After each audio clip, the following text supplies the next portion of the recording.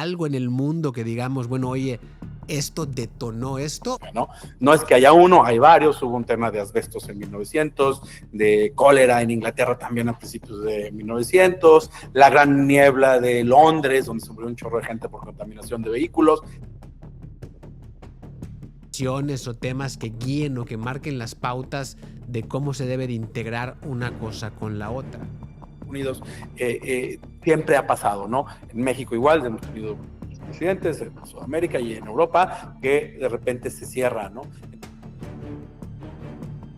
¿De qué es economía circular y cómo visualizas tú la economía circular en México? La economía circular es, empieza a darte cuenta si los modelitos o el gran modelo promedio económico de desarrollo actual no está trayendo otras consecuencias, además de las obvias de comprar ese producto y ese satisfactorio inmediato, ¿no?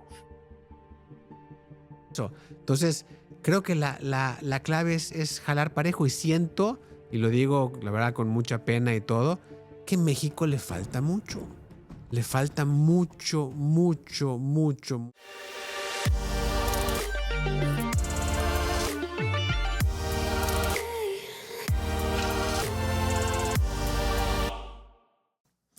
Bueno, pues bienvenidos a un capítulo más de Doers, el segundo capítulo que grabamos en este nuevo estudio que estamos muy, muy orgullosos.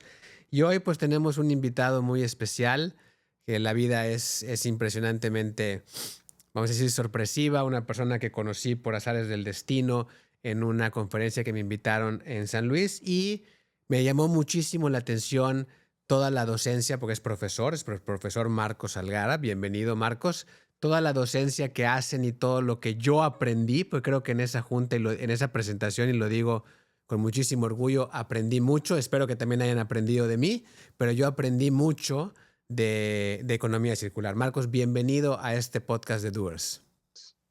¿Qué tal? Pues gracias por esta invitación aquí desde San Luis Potosí, desde el desierto hacia el trópico de Mérida.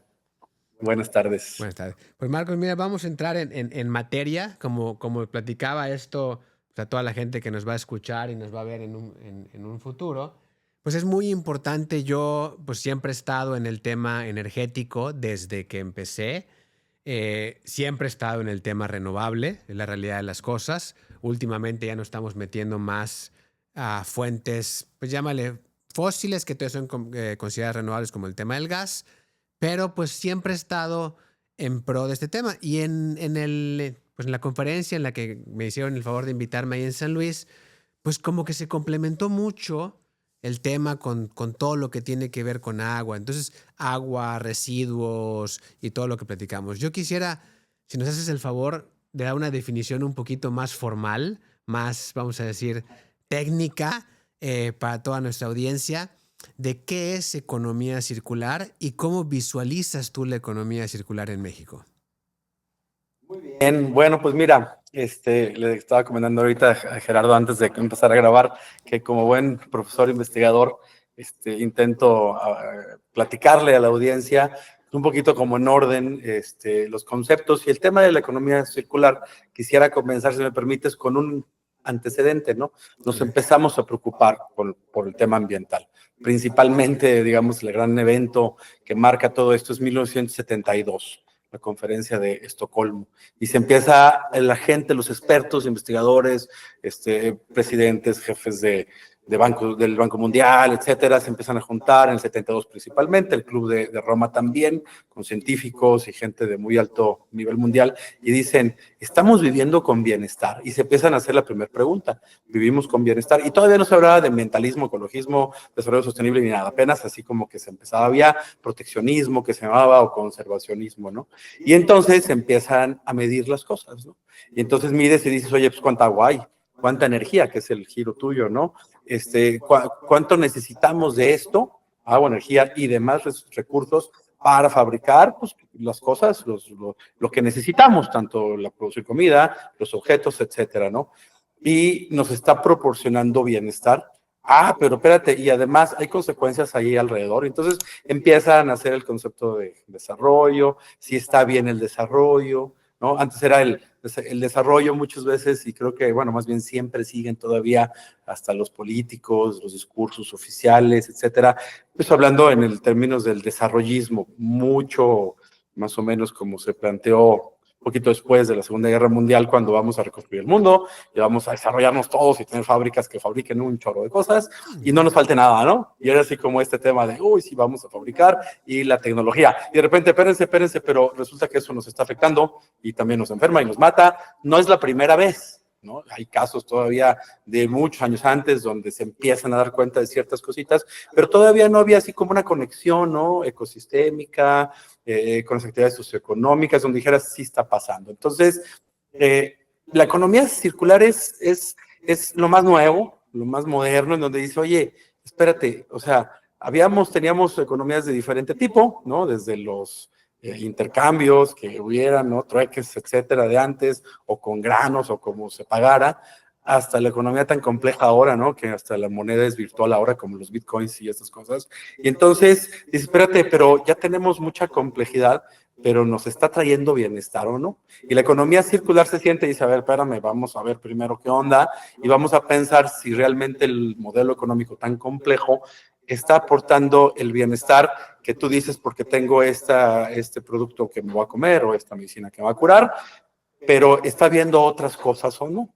Entonces es la primera vez que dices, oh, espérate, sí están pasando cosas, ¿no? Ya lo estudiamos durante décadas, insisto, principalmente desde estos eventos de los 70s, etcétera, hasta los 80s ya se declara el desarrollo sostenible y todavía no se habla de economía circular, ¿no? Eran los modelos económicos, desarrollo, progreso y crecimiento, ¿no? Que son las palabras que más usamos. Entonces, la economía circular, yo diría que en espíritu, para contestar así como una definición de espíritu es, nos está dando el modelo, no es un modelo, porque pues realmente, digo, tú que eres empresario, no creo que se pueda definir como un solo modelo, ¿no? Lo que Estados Unidos quiere ahorita, o México, o Francia, o Tailandia, pues no necesariamente son exactamente igual, ¿no? O cómo China se está desenvolviendo con otro panorama de gobierno, etcétera. Se parece, el libre mercado y cosas así, pero digamos, son los modelos que interaccionan, ¿no? Y entonces dices, híjole,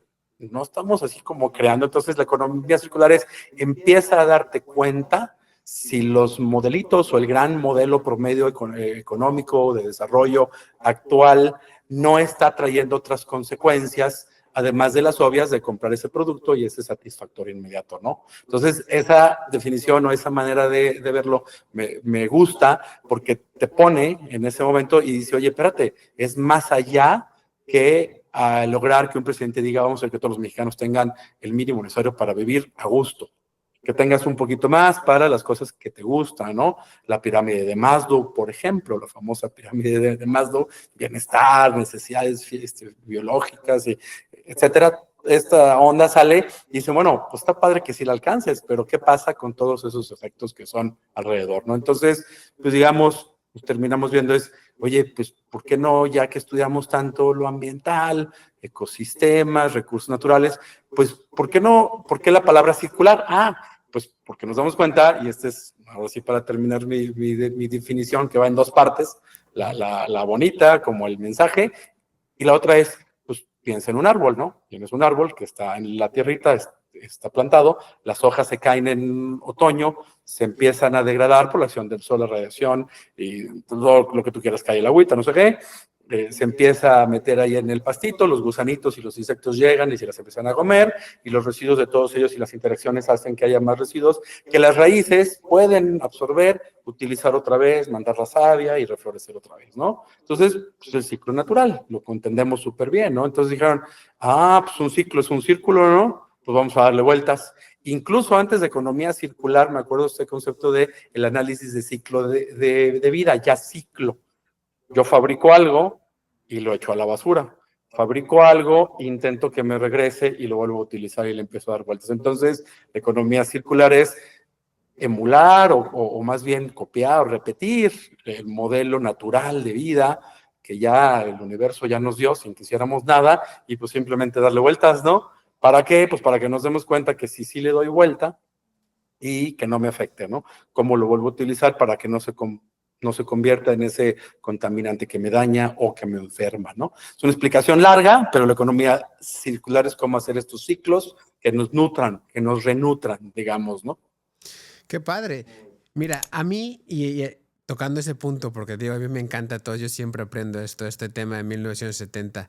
Yo te preguntaría, ¿hubo algún, o sabes si hubo algún detonante? Te voy a explicar. Para mí, a mí muchas veces la gente me pregunta, Gerardo, porque yo antes de hacer, digamos, la parte renovable, muchos títulos, toda la gente me conocía, digamos que yo empecé, pues un poquito en la parte, pues llámale de obra eléctrica tradicional, ¿ok? Lo que eran pues cables, ductos, todo lo que tiene que ver con tableros eléctricos, subestaciones, transformadores. De ahí migramos a una especialización en iluminación. Y la gente siempre me pregunta, oye, bueno, ¿y qué fue eso que despertó la pasión, la realidad de las cosas? Y yo siempre lo he platicado. Pues en los años que estuve en esos otros negocios, pues estuve en negocios, pero nunca me apasionó lo que hacíamos. Nunca me apasionaba el poder decir que un proyecto hizo esto o que un proyecto tiene este resultado. Y para mí hubo una detonante importantísima, ¿ok? Que jamás me va a olvidar, que fue el tema del, pues ya sabes, todo lo que hay detrás de los famosos grados centígrados del calentamiento global.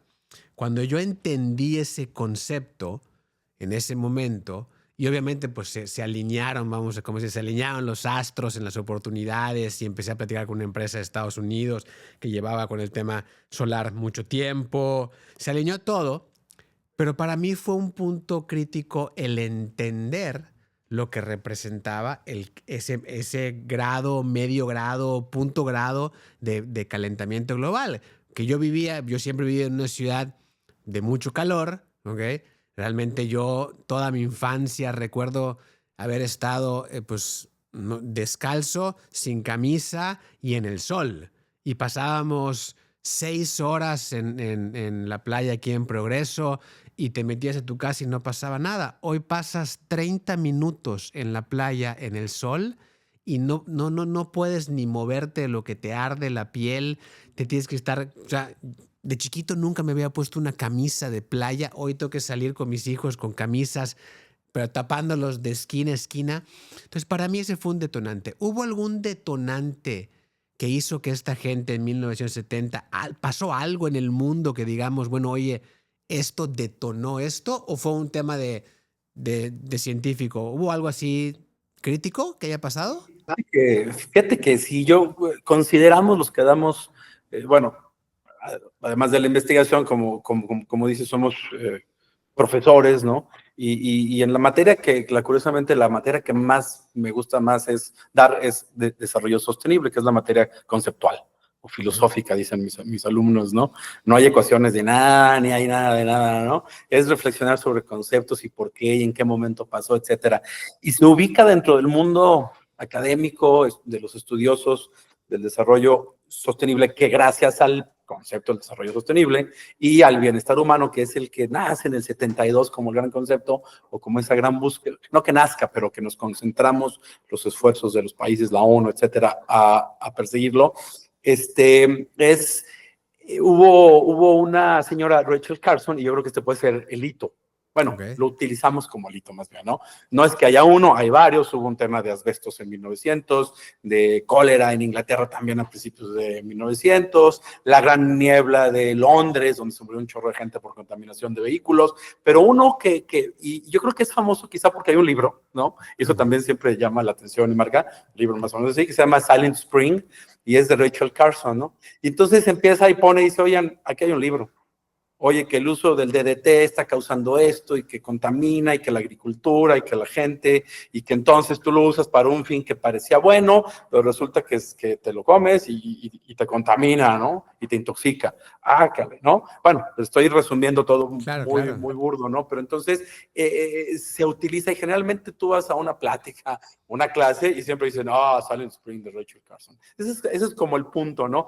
No es el único, ¿no? Hubo alrededor de esa época, por ahí de los 60, me parece, Norman Borlaug es un estadounidense que viene a México y me parece que trabajó en Chapingo, me parece, ahorita no recuerdo bien, y trabaja sobre ese tema de cómo producir más comida. Dice, si producimos más comida, pues ya le hicimos, ¿no? Y solucionamos todos los problemas del mundo. Era como la comida, los problemas y se acabó, ¿no? Porque entonces ya la gente no va a estar pobre porque va a tener comida, porque va a ser para todos y no se va a enfermar menos y todos felices y menos guerras. Prácticamente como que había así como una serie como que pensaban que se concatenaba todo esto, ¿no? Ok. Y bueno, pues resultó que no, resultó, ya vimos que no fue tanto así, o no fue nada así, o poco. Y entonces, esta es la que le llaman la famosa Revolución Verde. También va de la mano cuando Richard Carson, Norman Borlaug, más o menos, o sea, en esas épocas, todo casi lo más importante después de la Segunda Guerra Mundial.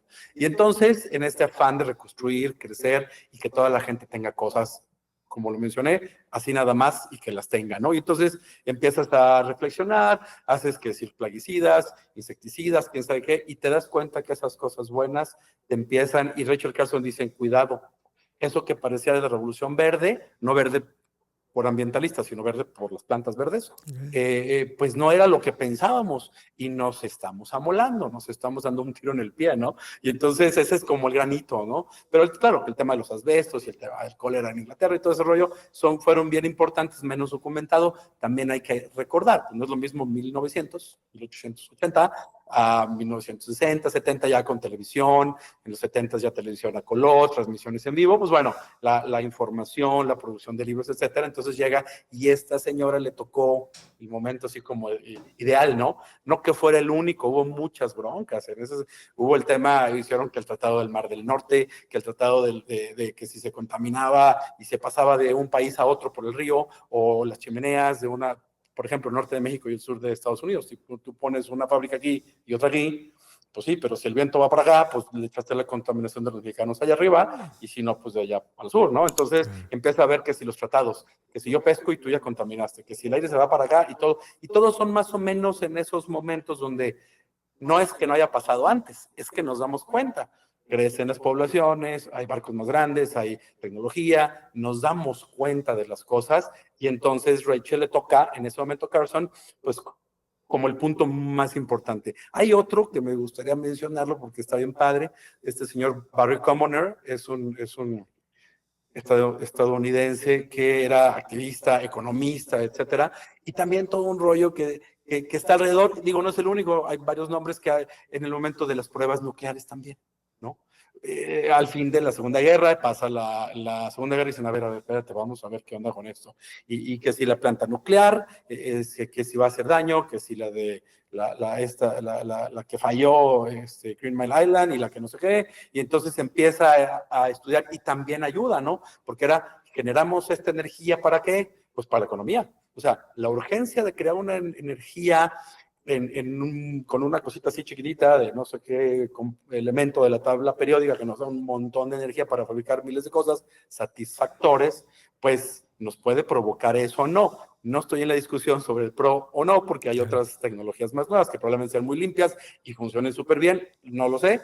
El tema es de que en ese momento, cuando sucede, pues sí nos preocupamos, ¿no? Entonces tienes a la gente que haces cosas para que comas más, y resulta que ese mismo que parecía bueno te está dañando, y además generas energía de esta manera, pero de repente mata a mucha gente, ¿no? Entonces dices, híjole, ¿no? Y entonces se tardó. Es un tema lento, ¿no? Incluso te voy a platicar ahora de los antecesores un poco, ¿no? Y muy rápidamente, ¿no? Pero hay uno de los primeros temas que yo recuerdo que empecé a dar clase en el 2009, en el 2009, 2007, 2009, por ahí.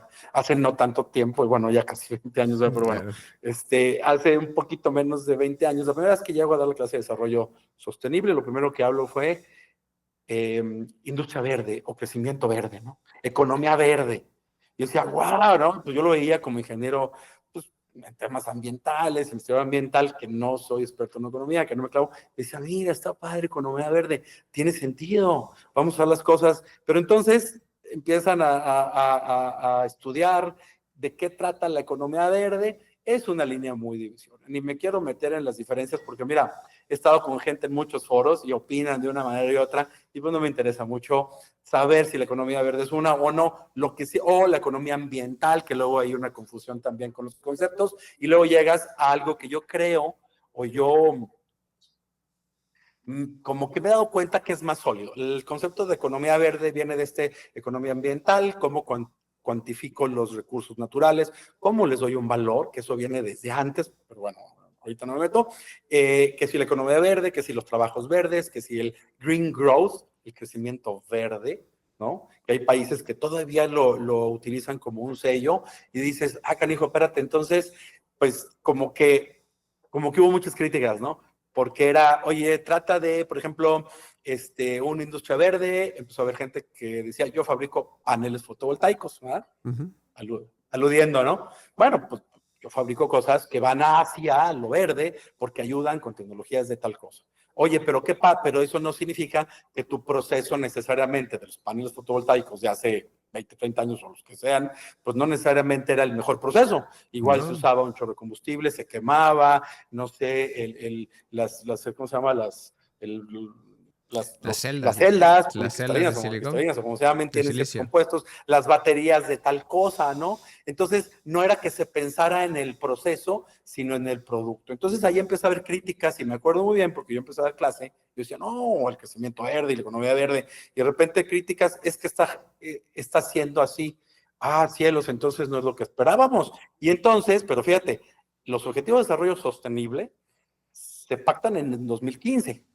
Ya hace 10 años muy apenas, reciente. bien poquito. Muy claro, reciente. Antes teníamos las metas del milenio 15 años antes, que también se hablaba de desarrollo sostenible, pero el concepto de desarrollo sostenible, aunque se acuña la primera vez en el 80 por el International Union for the Conservation of Nature, la IUCN, declaran que existe este concepto, nadie los pela, bueno, nadie, digamos, de la gente común, y llega un reporte, el reporte Brundtland, en el 86, y dice esta señora que la ONU le encarga hacer un reporte del estado del bienestar del planeta entero. Imagínate que llegan y te dicen, ay, Gerardo, vas a agarrar todos los datos que hay y nos vas a decir si la gente está bien, relax, chill, como dicen ahora los jóvenes, o les está yendo medio mal, en todos aspectos. En todo y el entonces mundo. dice, esta señora, déjame agarro el concepto de desarrollo sostenible, que está bien bueno porque me está hablando de todo, social, ambiental, etcétera, y económico, y lo meto y analizo desde esa visión. Entonces, es la primera vez que se habla,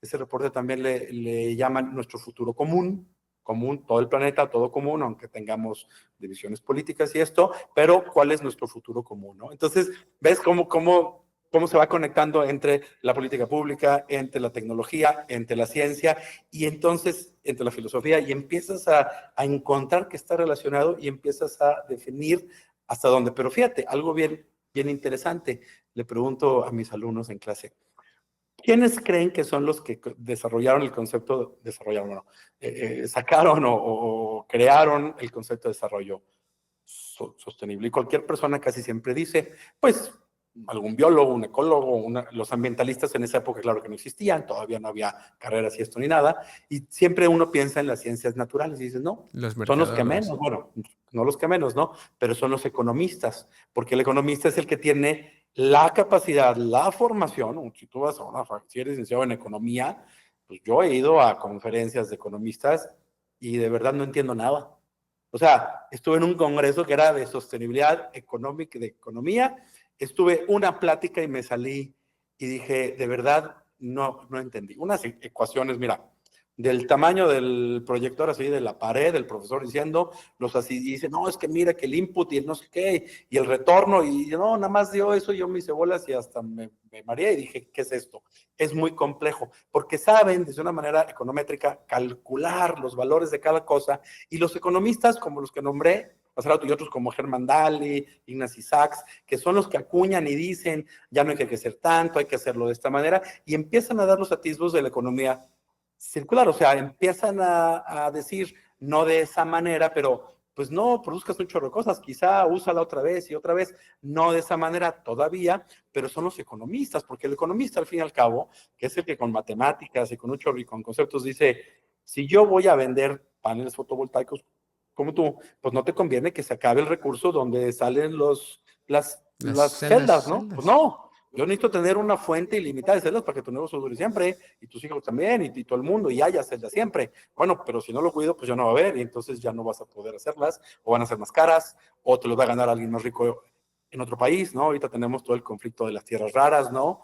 Ya sabemos que Estados Unidos cae con ese tema creo que al parecer con Ucrania, ¿no? Creo que le dijo a este cuate, hay unas en otros lados, China que las guarda, etcétera. Pues son un recurso para la tecnología, no soy electrónico ni nada, pero que sé que es importante para los chips y los electrónicos que utilizamos. Pero seguimos, no en su totalidad, pero cuando nos damos cuenta de los procesos, de cómo se diseñan, seguimos viendo que aunque el concepto de economía circular ya está, y hay países que han avanzado, nos sigue dando la impresión que todavía tienes cosas que no están funcionando y dices, oye, no sería tan complicado si diseño. Y bueno, ahorita al rato ya platicamos sobre este proceso, ¿no? Cómo empieza a salir este círculo y las partes de este círculo de la economía circular. Pues qué interesante. Y sí, fíjate que ahorita, esto que comentas de las tierras y todo, que siempre se ha vuelto un tema político muy fuerte, yo diría que pues lo que está en boga ahorita es el litio. Si te das cuenta, el litio es algo que todos los países del mundo están tratando de ver cómo pues abarcan esas reservas de litio. México es un país sumamente rico en litio. ¿Ok? Y el litio basa todo lo que tiene que ver ahorita con toda la parte de almacenamiento, vamos a decir, toda la electrificación de muchas cosas, entre ellos, pues todo el tema de movilidad, transporte y todo. Pero sí, coincido contigo mucho con eso que comentas. Yo quería, pues, si nos vamos un poquito más ya al día de hoy, y podemos empezar con la parte de los procesos si tú quieres ir más en orden, pero yo quería y siempre traía una pregunta muy específica para ti porque una de mis más grandes frustraciones, y te lo digo con toda franqueza, es que siento que en México trabajamos cada quien por su lado. ¿Ok? Muchas veces a mí siempre me han dicho, oye, pero es que, y he tenido estas discusiones con ejecutivos en Estados Unidos, lo que tú haces no es verde. Y digo, mira, nos podemos quedar aquí discutiendo 200 horas si lo que yo hago es verde o no, ¿ok? Si el panel fotovoltaico ya llegó a un nivel de especialización y fabricación en el cual se pueda denominar verde, que volvemos al punto, yo no estoy diciendo que así sea, pero pues obviamente ya hoy, de hecho la marca con la que nosotros trabajamos anunció el año pasado el primer panel fotovoltaico producido 100% de materiales reciclados, o sea, el vidrio y el aluminio de reciclado, la celda obviamente no porque no se puede, y toda la energía que se utilizó o que se consumió para producirla, pues fue producida por energía verde. Sin embargo, yo siempre le he dicho a la gente, y a veces, muchas veces siento que hay mucho freno de no lo voy a hacer porque eso no es verde. Si no empezamos por algo, ¿ok? O sea, si no se fabricó el primer panel y los paneles no son nuevos. Cuando yo empecé en esto, que dije, bueno, yo empecé hace 15 años y dije, wow, estoy innovando, el panel existe desde 1950, literal. ¿Ok? O sea, simplemente le tomó 50 años pasar de algo que no era rentable a algo que pudiera tener una rentabilidad dentro de nuestra economía. Y siempre he dicho el hecho de empezar, pero me asombra mucho, yo siempre quería ver tu punto de vista, que no lo pudimos platicar aquella vez, pues yo no sé si es mi percepción o si así estamos, porque así estamos, tenemos que hacer algo al respecto, que cada quien trabaja por su lado. O sea, no hay, al menos en México, si hay en otros países me encantaría saberlo, como que esa unificación de decir, espérame, a ver, vamos a ver el tema de manera global y vamos a buscar organizaciones o temas que guíen o que marquen las pautas de cómo se debe de integrar una cosa con la otra. ¿Cómo visualizas tú a México si dijéramos ahorita en una calificación de en dónde estamos parados en México? Que pues yo sí coincido completamente, ¿no? Con dos puntos, con este punto de que no nos organizamos y jalamos, y con el punto de que tenemos que empezar por las cosas, ¿no? O sea, se tienen que hacer, ¿no? Obviamente con cuidado y con lo que se te quiera, pero se tienen que hacer y te tienes que mover, innovar. Pero, fíjate, uno de los objetivos de desarrollo sostenible que mencioné hace rato, bueno, que son 17, el 17 habla y dice, así se llama, alianzas para lograr los objetivos, los otros 16. Ok. Tienes razón, o sea, ¿las alianzas de dónde? Tenemos ahorita un país al norte que todo está diciendo que no.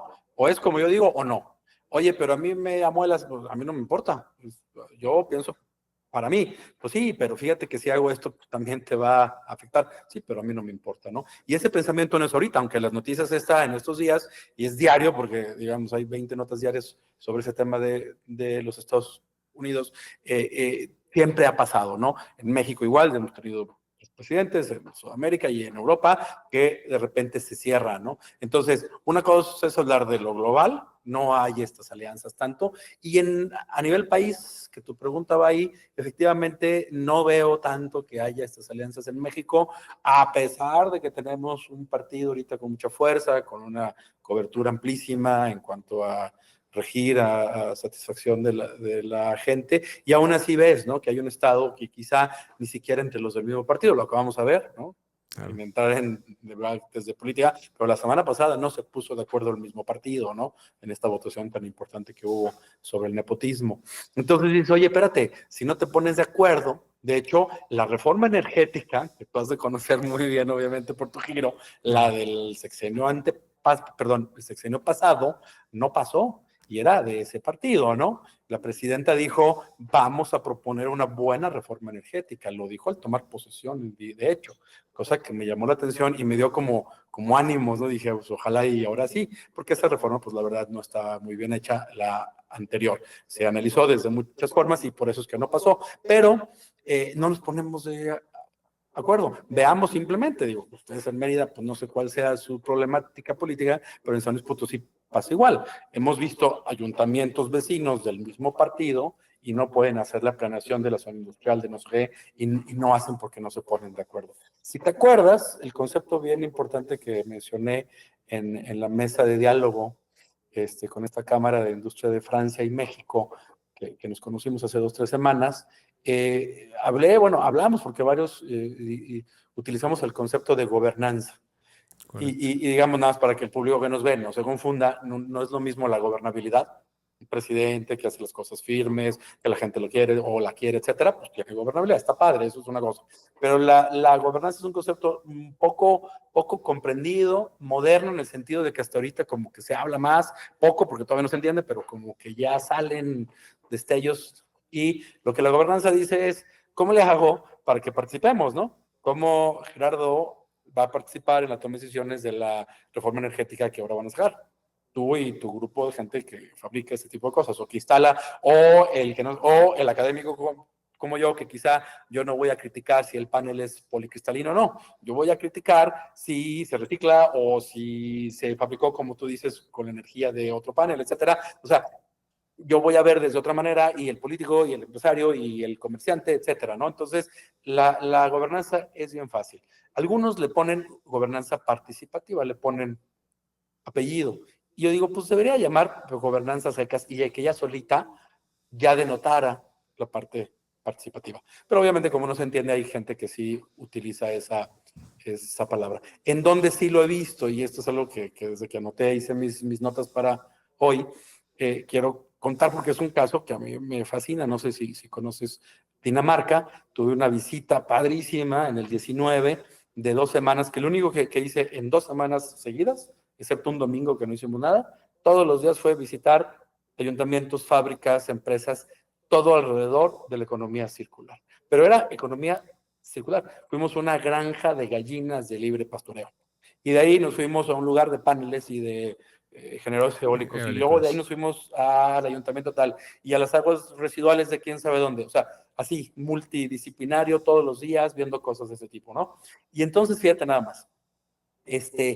Ahí hablaron de la gobernanza, la gente que nos recibió, las autoridades o los empresarios, ellos ya con un conocimiento, dicen, no, pues eso, claro, la gobernanza, pues es que sí es, ¿no? O sea, pues es del diario, ya no hay que definirlo o decir qué pasa, y además, pues así es, ¿no? Y yo, no, es que en México ni siquiera entendemos qué es. Y ahora, entonces, la gente tiene muy marcado, uno, qué es el desarrollo sostenible y cómo es la participación de todos. ¿Qué pasa dentro de la gobernanza? Que de la parte que le toca al gobierno, y esto creo que en este podcast creo que es bien importante, y más ahorita con una presidenta con doctorado ambiental, que esperamos y hacemos changuitos todos de que impulse mucho esto, diga, a ver, vamos a hacer las cosas de una manera donde todos opinemos desde las vertientes.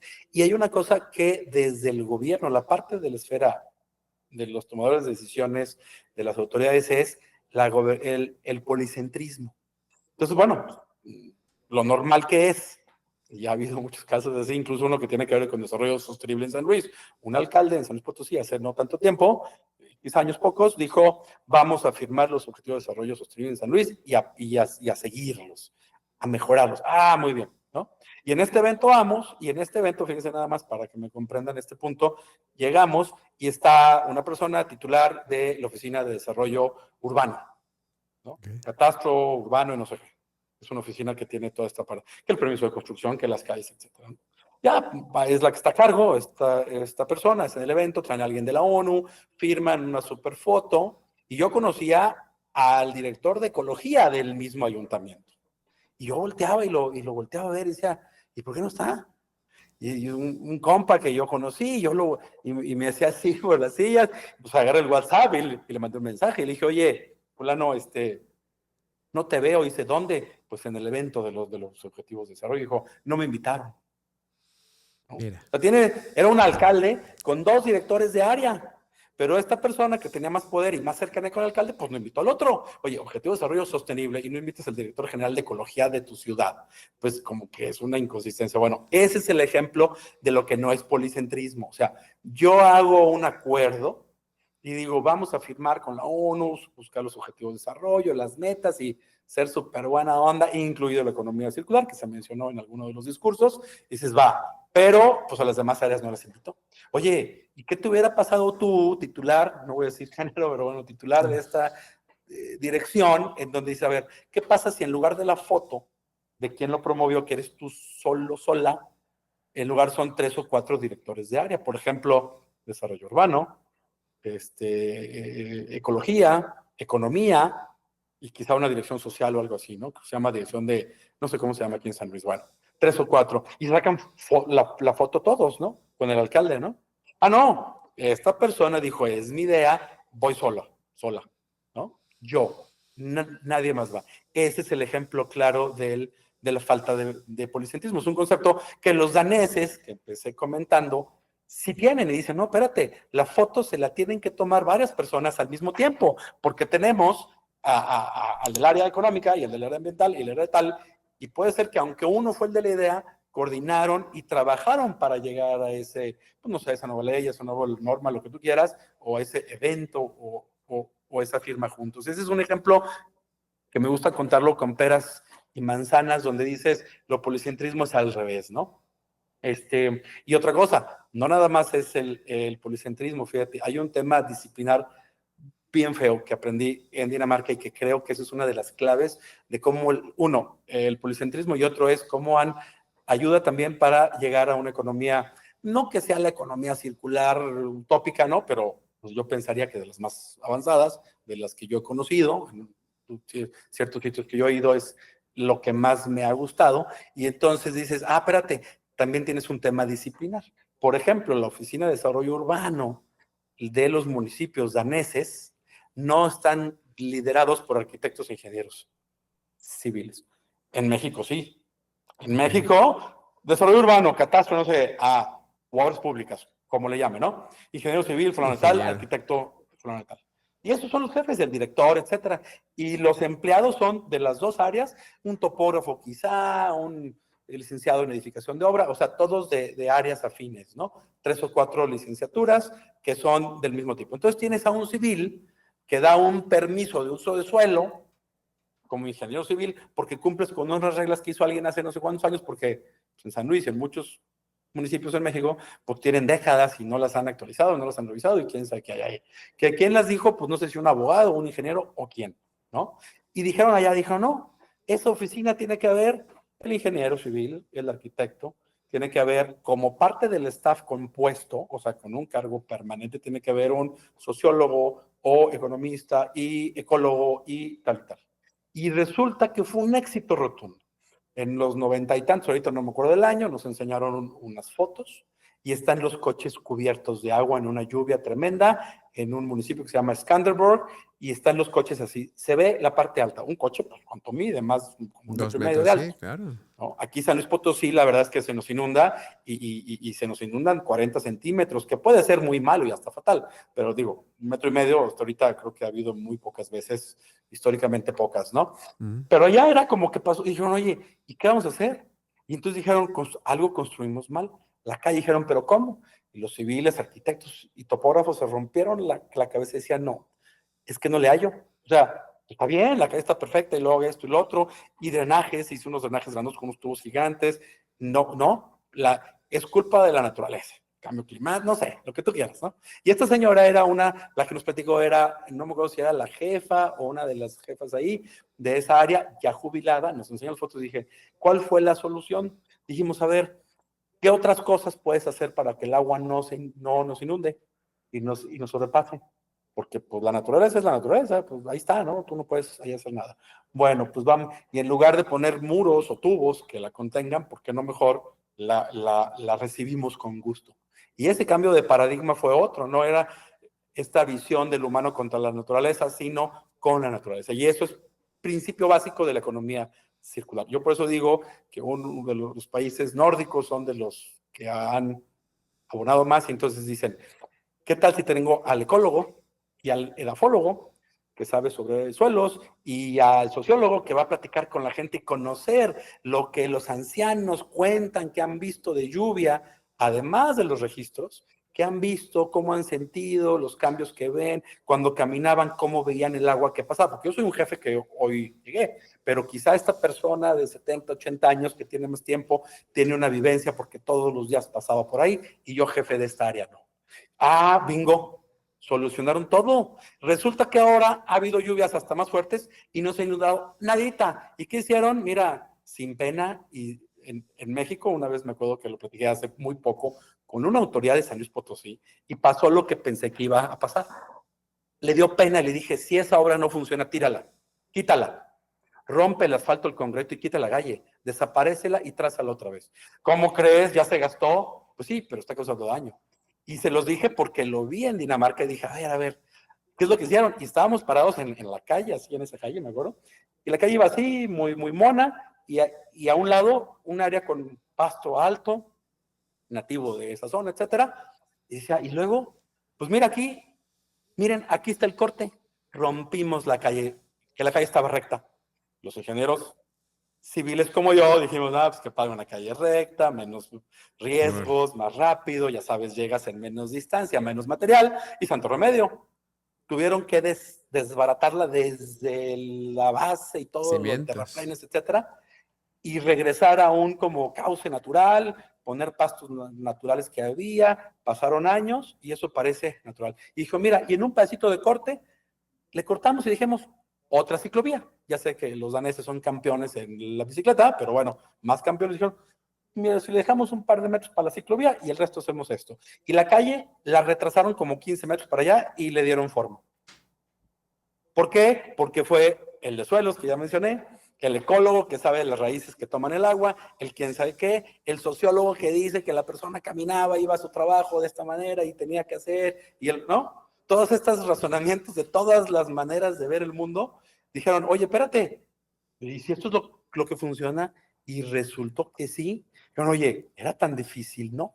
Entonces tienes el policentrismo, no era nada más la oficina de desarrollo urbano de Dinamarca, era esta más la economía, no sé qué, y diferentes disciplinas, era interdisciplinar. Entonces necesitas la participación a través de una gobernanza sólida, de fondo, etcétera, y que tenga policentrismo, que las mismas oficinas de gobierno no tengan pena en compartirse un logro. Por ejemplo, un alcalde de un municipio contra una gobernadora estatal, pues que no se peleen y que los dos se lleven un premio porque hicieron algo juntos, aunque sean de partidos iguales o no, ¿verdad? Cosa que en México es muy difícil porque hasta de los mismos, como ya lo mencioné, si se pelean, entonces dice, oye, pues entonces no estaba tan complicado, nada más teníamos que platicarnos, lo que tú dices, tenías al ecólogo bien preocupadote por el pastito pero él viéndolo sin una problemática de la inundación, él simplemente viéndolo cómo rescatar el pasto nativo de Dinamarca. Y el civil, cómo hacer las calles con menos material y que no haya baches. ¿no? Y el sociólogo, cómo hacer que la gente use su bicicleta, llegue a la chamba, etcétera. Padrísimo, hasta ahí, pero nunca juntos y dijeron, ¿por qué no lo hacemos a fuerza, política pública? ¿Por qué no mandamos y todas las oficinas tienen que estar compuestas por gente de diferente disciplina, a fuerza? Y si tienes una idea, tienes que tener el premio o la estrellita o la foto, digo yo, ¿no? Te tomas la foto del evento, de lo bueno, entre muchos. Hay mucha gente que fueron la cabeza y no una, ¿no? Y imagínense este ejemplo que les narré todo este rato, pensémoslo en México, ¿cuántas veces lo hemos visto? Pues no sé tú, Gerardo, allá, pero yo aquí Nunca, nunca, nunca. Es impresionante. es una política pública federal, allá no sé, se llaman provincias o regiones, municipal, etcétera, y ya saben que así funcionan desde hace 20 años o algo así, 30, no tengo el dato exacto cuándo fueron estos cambios, pero los primeros cambios más importantes fueron como por ahí de los 90, según nos platicaron, o sea, como un momento fuerte, y ya por lo menos de los 2000 acá pues ha sido esta consolidación. Dice, oye, si llevan consolidando 25 años, pues con razones que les salen las cosas también, ¿no? Pero tienen muchas broncas. Y el último comentario sobre esta pregunta específica, ¿cómo veo México? No hay nada de esto. ¿Qué nos falta? Eso que ya dije es, mucha gente dice, es que es México.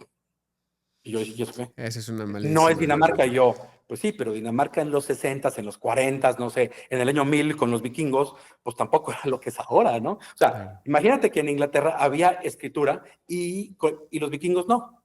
Pues estaban atrasados en un momento de la historia, ¿no? Cruzan, llegan a esta zona del norte de Inglaterra, lo que conocemos hoy como Reino Unido, y dicen, hay escritura, oh, qué padre, pero no la tenían. Pues sí, pero ahora es al revés, ¿no? Ahora vamos allá con los vikingos modernos y vemos qué es lo que ya tienen más avanzado, ¿no? Y además es bien sencillo, todo lo que estoy diciendo no es de Harvard, no tienen ningún Harvard, ningún Yale, ningún Stanford, no tienen, sí tienen empresas grandes, pero son 5 millones de personas en todo el país.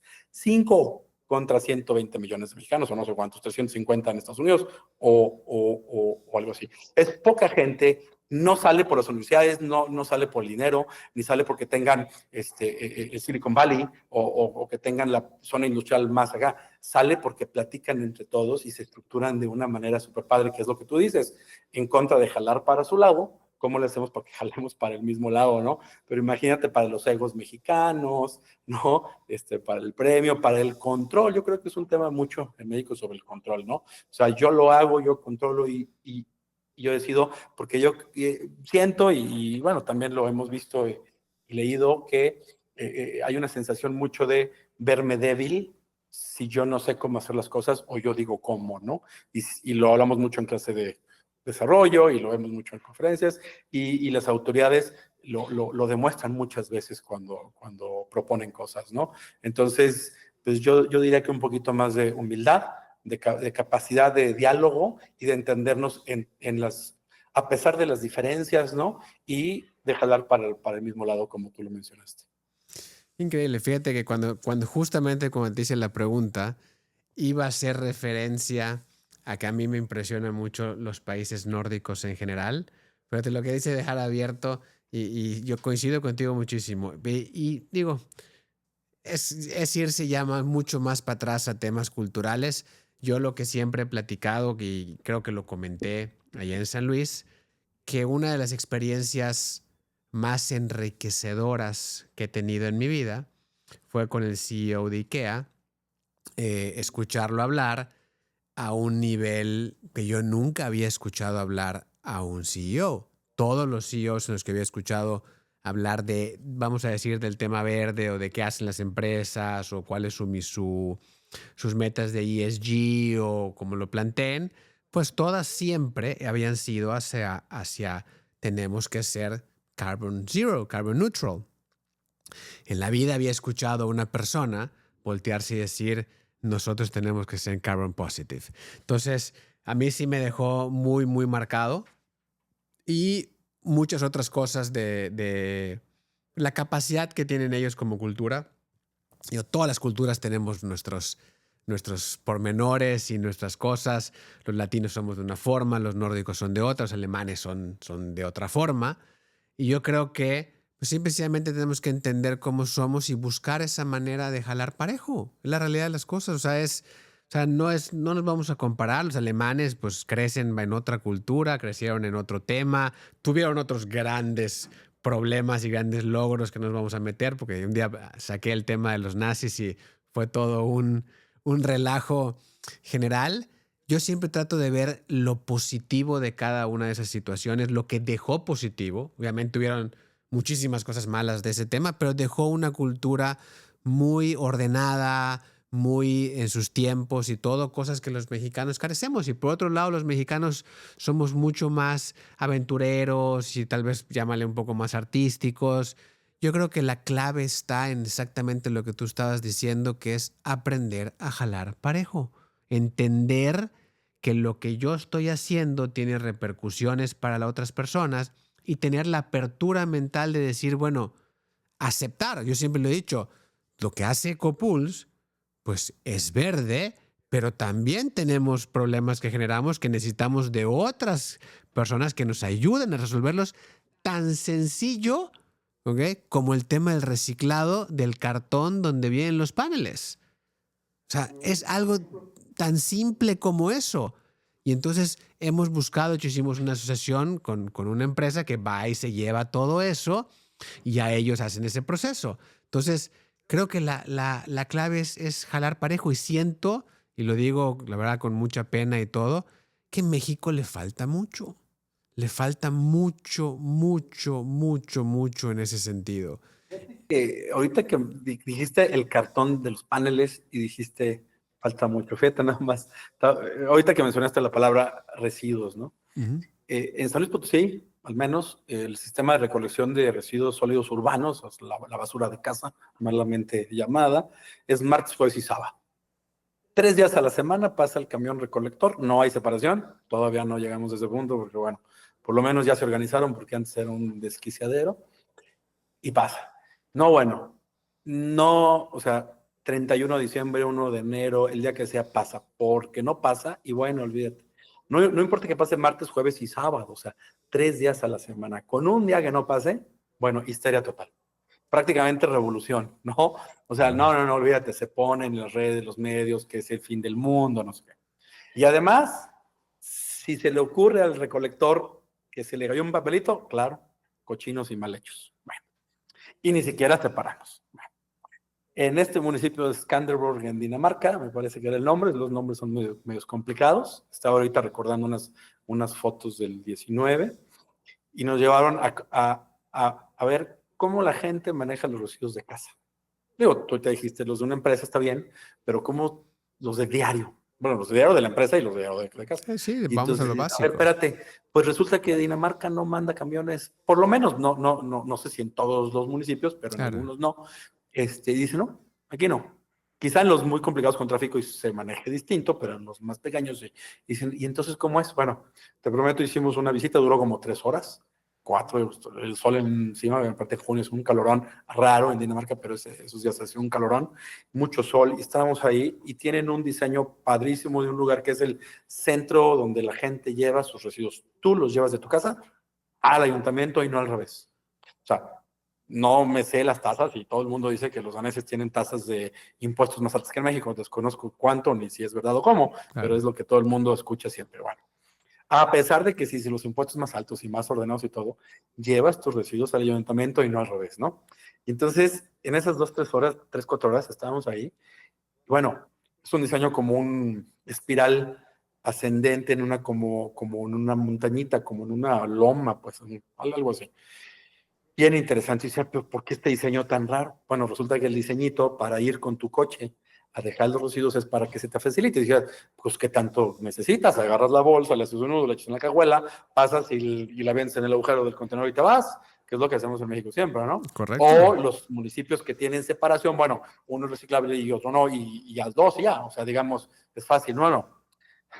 Nos tardamos casi 4 horas porque el número de contenedores con diferentes residuos que tú como ciudadano que pagas un chorro de impuestos tienes que tú separar y depositar tú manualmente cada vez que tengas, porque está abierto entendí que, no sé si todos los días, pero bastantes días, no sé si el domingo, pero creo que el domingo no, tú tienes que llevarlos y depositarlos. Son 46 contenedores diferentes, ¿no? Bueno, hay uno que es vidrio, dice vidrio de casa, y vasos, quién sabe qué, vidrio industrial, quién sabe qué, vidrio que parabrisas, bueno, había como 6 diferentes de vidrios diferentes. No me acuerdo, 7, no sé. Claro. Aparte estaban en nombres en danés que son así de largos, no sé qué significaban, pero con los dibujitos, ¿no? Y el contenedor. Bueno, en ese ratito, te voy a contar tres cosas. Llegó una pareja de señores de la tercera edad, jubilados, se notaba así con sus shorts, llegaron él y ella, 75 años de edad, yo creo. Imagínate nosotros pensar en nuestros papás 75, 80 años llevando sus residuos. ¿Cómo crees? Mi papá a esa edad, mi mamá, por supuesto que no va a acabar, no va a llevar la bolsa de la basura al ayuntamiento. Bueno, en su carrito, mira, llegaron y los vi así, lentamente se pararon en uno, el pasto del jardín que acaban de cortar. Ese generalmente no tanto, más bien ramas, porque el pasto, yo casi todas las casas hacen su composta y esto, entonces Claro. casi no hay, pero algunas cosas que no, algunas ramas gruesas, etcétera, ¿no? Temas de jardinería. Y luego se pararon adelante y sacaron una bolsa, no sé, y luego ya 2 o 3 bolsas, y yo viéndolos así, y se van, se suben los coches y se van. Ya, se acabó. Y dice, mira, súper padre, ¿no? Al otro llegó un chavo como de 28 años, yo creo, una cosa así, yo creo que menos de 30, exitosísimo el chavo, ya sabes, se traje elegantísimo, con el Mercedes-Benz más nuevo que había, grandotote, así, carísimo, negro. Yo dije, canijo, aquí viene como, no, y él no era un pate, pues yo me imagino de una empresa, una firma muy, muy cara, no sé. Elegantísimo el típico, con su zapato boleado, en serio, ¿eh? Como que era la hora, eran las 6 de la mañana en un día hábil, pero dijo, pues ahorita tengo un rato libre, me imagino que tenía un buen cargo en donde, pues donde estuviera él, Claro. y se nota el cuate peinado, ¿sí? Se tardó como 40 minutos, media hora en dejar, y yo pues dije, a ver, este cuate, ¿qué onda? Y que lo voy viendo, saca un bote así de plástico con unos vidrios rotos, no sé qué, y los avienta donde van. Y lo saca uno y puro cartón y avienta el cartón. Y el vidrio por acá, y el plástico por acá, y el que se quede por acá. 30 minutos con su traje, los dejó, sudó tantito, se subió a su coche, prendió el aire y vámonos. Ay, canijo. Imagínate la cultura de esa banda para que digas, no me importa que tengo 75, 80 años y puedo caminar, claro, si hay ruedas quizá no, obviamente, pero Claro. si puedo ir y no tengo, y si estoy sano y soy jubilado y no tengo nada que hacer, o mi responsabilidad como empresario a las 10 de la mañana y no tuve chance y tengo que ir ya, o me queda de paso a una junta, lo eché en mi cajuela, salí de mi oficina, de paso los dejo y me sigo a la chamba. Óyeme, qué nivel cultural, no manches, o sea, ¿cómo es posible, no? Que veas las cosas tan sencillas y tan fáciles y digas, pues es que así son las cosas. Pero eso sí, allá abajito una maquinita de café para que mientras te eches tu latte gratis, tú le picabas nada más y te da el cafecito. El personal que anda, oigan, este residuo no sé qué, mire, es este para el número tal. Y parte de estos 46 contenedores era una parte que era como una nave de buen tamaño, no sé, unos 500 metros cuadrados, yo creo, o sea, de buen tamañito, más o menos. Era una nave con varios de ellos, no me acuerdo si había unos 15 o algo así. Y tú llevabas cosas que ya no ibas a usar, pero que el ayuntamiento tiene programas, fíjate, circularidad. Entonces, por eso digo que es el país que me demostró que sí se puede, ¿no? Y tú llevas esa vajilla de casa, de la cual compraste cuando te casaste, ya sabes, ya me casé, me regalaron la vajilla para 6 personas, se te rompieron 3 platos, ¿no? Y te gustó otra nueva y tienes 3. Y del sopero son 4 y del otro nada más hay uno. Y dices, ¿yo qué hago con esto? Ya no quiero usarla. Pues no la voy a tirar. ¿Qué haces? Enterita, sin romper, llegas y vas al lugar de cosas de casa y hay una persona con guantes que está recibiendo juguetes, vasos, increíble. Yo decía, pero es que esto es tan fácil. No tiene ningún chiste hacerlo. Simplemente guardas tu casa con estas cosas, guardas, no sé, en tu cuarto de servicio un mes que juntas un chorro de tiliches, no vas y dejas un plato, guardas 15 cosas, en la casa sale, ¿no? Ahorita salen 5, mañana 3, no sé qué, Sí, todo el dos prendas tiempo. de ropa, unos juguetes, la cafetera que ya se abolló, pero que funciona, pero me regalaron una nueva, pero sí jala y tiene el contacto y todavía jala. Oigan, jala, a ver, muy bien, pum, pum, pum.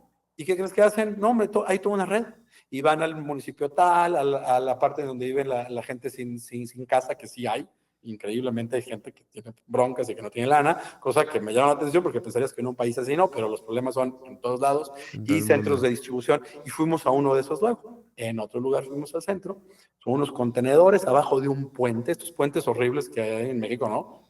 O en todos lados, de concreto, unas columnas, ¿no? Y tú pasas y hay unas columnotas y hay como una explanada donde la gente cruza poca, porque casi siempre es en coche, y está sucio, ¿no? Ya sabes nada. Bueno, ahí en medio, con una manera de pasar, etcétera, alguna rampita, puente, etcétera, contenedores, esos de los de barco, cosas de casa, juguetes, no sé. Tú llegas, tú, Gerardo, no importa si tienes mucho dinero o no, tú llegas y dices, a ver, voy a hacer una fiesta en mi casa, me faltan 3 platos, ya cerraron la tienda, a ver si hay 3 platos de vajilla de porcelana, los agarras y te los llevas a tu casa. Así de Te los simple. llevas a tu casa. Ahí estaba yo parado viéndolo y decía, había un peluche de, no sé, de Mickey Mouse, ¿no? Y dice, pues llévatelo tu hijo, no, pues no, yo para qué quiero, mis hijos ya están grandes, ¿no? Pero, Claro. pero era así como, y la gente que te entiende, ¿qué es lo que necesitas, no? ¿Y qué crees? Te ponen unas bicicletas de esas de los triciclos, como los panaderos o los de la Tole y esto, ¿no? El que tiene Que el tiene carrito como una caja adelante. atrás, ajá, del ayuntamiento y te los prestan y dices, oye, porque la gente, sabemos, anda principalmente en bici, para ir lo de turismo y todo, bueno, pues tomas el coche que la gente casi siempre evita, pero tienes ahí una bici y llegas a pie, te prestan un triciclo, lo cargas de chunches, digo yo, de cosas que sirven, vas a tu casa, Ya. dejas una credencial, regresas el triciclo y ni siquiera tienes que tener coche para que te lleves cosas que tú necesitas. Qué Oye, dices, increíble. ¿en serio? Una maravilla. Y claro, es excuso decir que pues tiendas de segunda mano de ropa y de muebles por todos lados, obviamente, cosa que, por ejemplo, en San Luis Potosí yo no conozco. Me han platicado de 1 o 2 tiendas y me dicen, sí, está en tal calle. Y yo, no, no me acuerdo. O sea, son tan invisibles o tan poco famosas o lo que tú quieras que ni siquiera he puesto atención dónde están. Yo en San Luis Potosí nunca he entrado a un lugar de segunda mano de las de uso, ropa y esto, ¿no? Sí hay de las cosas Claro. que sea el mueble antiguo, eso sí hay varias, ¿no? Pero yo me refiero de las cosas nuevas y modernas de segunda mano, en donde la gente llegue y haya cosas buenas. Hijo, o sea, sí hay, pero no las conocemos, porque no estamos acostumbrados, porque se ve mal, es un símbolo de un estatus menor, es un símbolo de debilidad, es un símbolo de pena, tantas cosas. Y allá es al revés, ¿no? Dices, nuevo, pero ¿para qué? No tiene caso, a menos que de plano sea necesario y compres nuevo, ¿no? Y es una forma tan normal de ver las cosas, el transporte es igual, ¿no? Entonces, imagínate toda la energía, dices tú, la electrificación, el litio para las baterías de los coches que están tan de moda y todo este tema de los vehículos chinos y los de Tesla y esto y lo otro, ¿no? Dicen, no se, no se conflictúan. Políticas públicas, tienes un gran premio si compras un coche eléctrico y si no, no, pero la verdad es que casi nadie quiere comprar coche. Y los que lo compran lo tienen para cuando se necesita un fin de semana, una salida larga, y si no, no lo usan.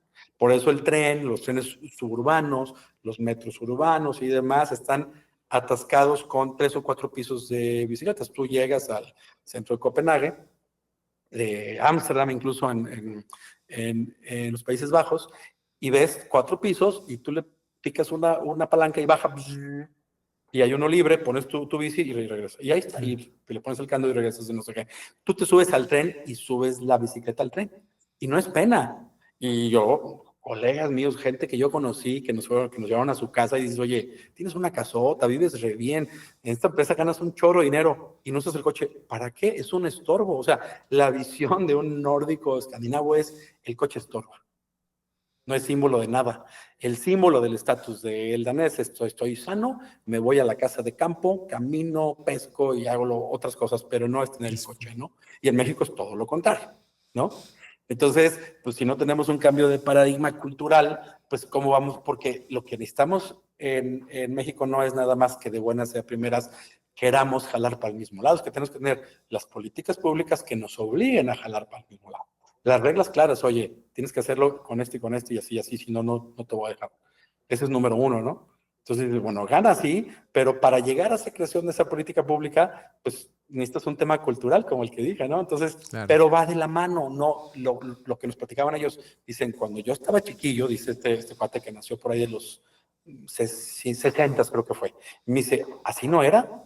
O sea, yo recuerdo, dice, en los 90, de más o menos joven, el esfuerzo que nos costó para el tema de la energía en la casa, del biodigestor, de los paneles, era un relajo porque no había leyes, no había reglas, el gobierno no quería, no nos autorizaban, y decía, no, o sea, no era un país que tenía eso, y en los 90 todo esta debacle, ya los paneles ya son suficientemente baratos, fíjate nada más, te están diciendo que en los 90 para el estilo danés, la energía eólica y fotovoltaica ya era viable y están en la Imagínate. latitud 55 norte.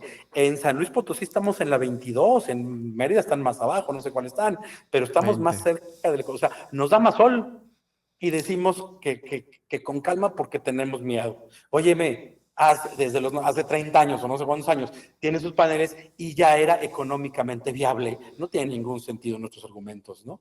Entonces es entre el miedo, la cultura, pero yo digo siempre, si no lo obligamos con políticas públicas, lo tienes que hacer así, es porque dice, ¿no? Vamos a hacer programas de educación ambiental, de concientización, de culturales. Está bien, qué bueno, que sí, claro que la cultura es súper importante, pero no podemos depender que hagamos y separemos porque tengo la cultura suficiente. Lo tenemos que poner con reglas y nos tenemos que obligar a cumplirlas. Lo que pasó ya fue eso, de que el gobierno dijo, me vale, ahora sí, paneles, quién se queda, nada, y esa fuerza, y si no, ahí te va a ir mal. Y de repente, pues ya la cultura, pues ya, ahora sí que entró fuerza, ¿no? Digo, quizá hubo un proceso de seguro Claro. que los gobiernos hicieron fuerte, claro que sí lo hicieron, y sí nos lo contaron, pero vino de la mano de obligarte a hacer las cosas. Yo creo que, mira, tocaste dos puntos que quiero recalcar porque quiero que toda esta audiencia, si quisiera que se los lleve a muy, muy importantes. Pero antes de que te toque esos dos puntos, yo quiero invitar a toda la audiencia. No recuerdo la ciudad, lo voy a buscar y lo voy a poner en el link del podcast, porque uno de los proyectos más emblemáticos que a mí me han dejado mucho en el tema de arquitectónico, creo que es en Copenhague o en Estocolmo, hay una planta de incineración de basura, muy similar a esta que tú platicabas, pero que es una pista de esquí en la parte de arriba. Es un proyecto de arquitectura impresionante. Ahorita que estabas hablando de la basura y los nórdicos, me acordé de ese proyecto. Lo voy a poner, lo voy a agregar para que lo tengan allá en el link. Y te la voy a mandar para que le eches un ojo, porque es una planta de esquí. Pero regresando al punto que tocaste, yo quiero que, no la audiencia, yo quiero que México se lleve un mensaje clarísimo que tú lo acabas de dar. Porque sí tienes toda la razón.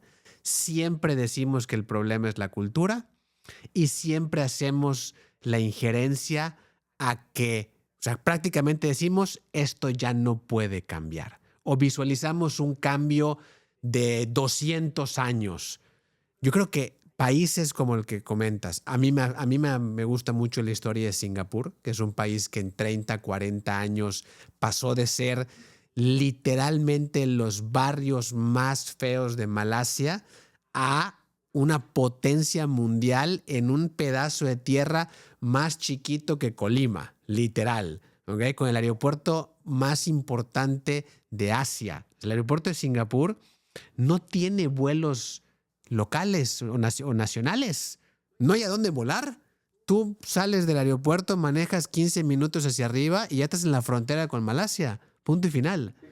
Es impresionante y tienen uno de los aeropuertos más grandes y más impresionantes del mundo. Yo lo que quiero que México se lleve, o que se lleven la gente que nos está escuchando, el cambio sí se puede y sí se puede rápido cuando hay la voluntad de todas las partes, como tú bien lo acabas de decir. No es un cambio que tiene que tomar 40, 50, 70, 80 años, porque te lo juro que esa es la percepción del mexicano. El mexicano dice, no hombre, para que cambiemos eso van a pasar 2 siglos. No, señores, si nos ponemos de acuerdo, si las autoridades ponen las reglas claras, si nosotros nos ponemos lo podemos hacer muchísimo más rápido y más con el tema tecnológico. Yo honestamente, y siempre se lo platico con mi esposa, hay cosas de este mundo que estoy viendo a mis hijos que pues considero que todavía no estoy tan grande, ¿ok? Pero bueno, yo diría, ¿cómo veía yo a mi papá cuando yo tenía mi edad? Pero yo veo Ándale, los, sí. los cambios generacionales ahorita no acelerados, lo que le sigue. O sea, nosotros para haber pasado esa etapa de estudiar de papel y lápiz a una computadora, a algo digital, a una calculadora, fue un proceso de casi 15 años. Los niños ahorita pasan de eso en preescolar. Entonces, la tecnología existe, las capacidades existen. Lo que no existe, Esto existe. el conocimiento existe. Lo que no ha existido en México, y me da mucha pena decirlo, es la voluntad y la capacidad de hacer las cosas. Y yo creo que estamos para cambiar todo ese tema. Qué increíble, Marco. La verdad es que me da un enorme gusto que te hayas unido aquí. Yo creo que nos podíamos quedar muchísimo más rato platicando. Ya, ahí muere. Otras 2 horas seguro. Okay, otras 2 horas. Y estoy seguro, y te voy a volver abiertamente, te lo digo, queremos que vuelvas a estar aquí tal vez en unas semanas con nosotros para que damos otra vez seguimiento a esta plática y que podamos seguir motivando a un cambio drástico. Yo creo que nos faltó mucho, nos faltó entrar a empresa, nos faltó entrar a pasos específicos, pero lo voy a dejar como episodio 2. ¿Okay? Te agradezco enormemente el tiempo que está aquí. No sé si hay algo más que tú quieras cerrar o terminar. Más repetir lo que dije varias veces, ¿no? Escuchemos a los demás, ¿no? Cómo hablan, qué dicen, qué opinan de cualquier lugar que vengan de nuestra ciudad, de lo que saben, de su disciplina y tratemos de, digamos, esta empatía y comprender lo que están diciendo, porque este es el principio para que funcione desde ser amables en la calle. Si somos amables y nos relacionamos, de seguro también vamos a lograr las políticas públicas necesarias, ¿no? Entonces, pues yo creo que es el mensaje más importante, porque todo eso que tú dices, tecnología y todo ya está. Correcto. Existen tantas bases y tantas cosas que ahora nada más es tomarlas, ponerlas en donde van y jalar para el mismo lado. Padrísimo. Marcos, un enorme gusto que estés aquí con nosotros, a toda nuestra audiencia. Este es un episodio más de Doers con la gente que está en el día a día haciendo el cambio. Muchísimas gracias por estar con nosotros. Gracias, Gerardo. Gracias.